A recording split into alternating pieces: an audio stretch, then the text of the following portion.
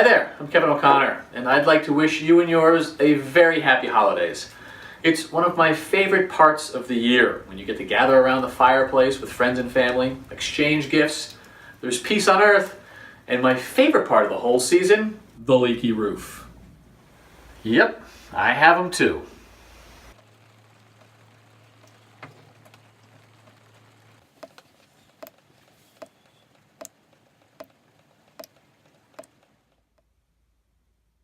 Have you ever wondered why on a pouring rainy day when the water is running down your roof, filling up your gutters, you may not have a leak?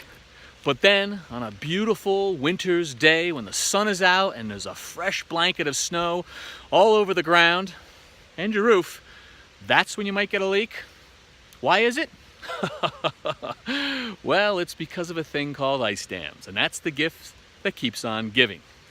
You see, this is a discontinuous roof made out of shingles, one laid on top of the other.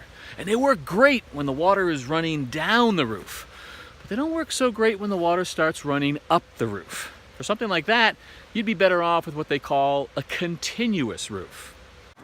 This is what they call a continuous roof because it's got these big sheets of rubber, and even when there's a seam, well, those are glued down nice and tight, so if the water or the ice were ever to go up the roof, you don't get a leak. Now, ice dams are caused when the heat starts escaping from your house, melts the snow on your roof, that melted water runs down to the edge, which is really cold, and that's where it freezes, creating a little bit of a dam. More snow melts, more water runs down, hits the dam, and now the water starts going up the roof. That's not a good thing, because shingles aren't made for water going up the roof. So the solution to ice dams isn't necessarily changing out your entire roof, taking it from shingles to something like rubber. The better solution is to insulate well. Stop that heat from escaping out of your house and melting all of the snow. That'll stop your ice dams.